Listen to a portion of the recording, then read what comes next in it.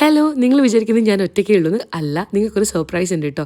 ഒരാളിതാ നിങ്ങളെ കാണാൻ വെയിറ്റ് ചെയ്യുന്നുണ്ട്. ഇതാണ് എൻ്റെ കുട്ടി ഷെഫ് കൺമണി.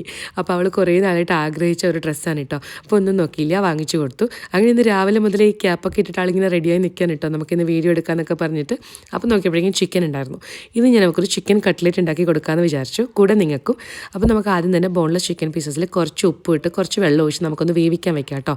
ഇനി നമുക്ക് പുഴുങ്ങിയിരിക്കുന്ന ഉരുളക്കിഴങ്ങ് വേണം, നന്നായിട്ട് ഉടച്ച് കൊടുക്കാം. എന്നിട്ട് ഈ ചിക്കനും ഉരുളക്കിഴങ്ങൊക്കെ നമുക്ക് നന്നായിട്ട് മിക്സ് ചെയ്തെടുക്കാം. ഇനി ഇതിലേക്ക് നമുക്ക് കുരുമുളക് പൊടി വേണം കേട്ടോ. ഞാൻ വിചാരിച്ചതിനേക്കാളും ഈസിയായിട്ട് ഓരോ കാര്യങ്ങളും ക്യാച്ച് ചെയ്തെടുക്കുന്നുണ്ട്. പിന്നെ നമുക്ക് ആവശ്യത്തിന് ഉപ്പും കുറച്ച് ഗരം മസാലയും. ഇപ്പോൾ ക്യാമറയൊക്കെ അവളെ ഒറ്റയ്ക്ക് തന്നെ ഓൺ ചെയ്യുന്നുണ്ട് കേട്ടോ. പിന്നെ ഇതിലേക്ക് കുറച്ച് മല്ലിയിലയും കൂടി ഇട്ട് കൊടുക്കാം. എന്നിട്ട് നന്നായിട്ട് ഞാൻ മിക്സ് ചെയ്തെടുക്കുകയാണ്. അവൾക്ക് മിക്സിംഗ് ഒക്കെ കുറച്ച് ബുദ്ധിമുട്ടാണ്. പിന്നെ പ്രത്യേകിച്ച് മസാലപ്പൊടിയൊക്കെ ഉണ്ടായതുകൊണ്ട് കൈ ഒന്നും നീരണ്ടാന്ന് ഞാനങ്ങ് വിചാരിച്ചു. ഇനി ഇതിലേക്ക് മെയിൻ ഐറ്റം നമുക്ക് ഫ്രഷ് ക്രീം വേണം, അതുകൂടി ഇട്ട് കൊടുക്കാം. ഇനി എരിവ് നല്ല ഇഷ്ടമുള്ളവർക്കാണെങ്കിൽ പച്ചമുളക് ഇട്ട് കൊടുക്കാം കേട്ടോ. ഞാൻ കൺമണി കഴിക്കുന്നതുകൊണ്ട് അത് സ്കിപ്പ് ചെയ്തു. ഇനി നമ്മൾ സാധാരണ കട്ട്ലറ്റ് ഉണ്ടാക്കുന്നത് പോലെ എഗ്ഗിൽ ഡിപ്പ് ചെയ്ത് നമുക്ക് ബ്രെഡ് ക്രംസിലൊന്ന് കോട്ട് ചെയ്തെടുക്കാം. അതിനുശേഷം കുറച്ച് എണ്ണ ഒഴിച്ചിട്ട് നമുക്കിതിനെ ഷാലോ ഫ്രൈ ചെയ്തെടുക്കാം കേട്ടോ. ഇത് കൺമണിക്കും നല്ല ഇഷ്ടപ്പെട്ടു, അശ്വിനും നല്ല ഇഷ്ടപ്പെട്ടു. നിങ്ങളും എന്തായാലും ഇത് ട്രൈ ചെയ്ത് നോക്കണം കേട്ടോ. വീട്ടിലെ കുട്ടികൾക്കൊക്കെ നല്ല ഇഷ്ടപ്പെടും. അപ്പോൾ പുതിയ റെസിപ്പി ആയിട്ട് വരുന്നത് വരെ ബൈ ബൈ.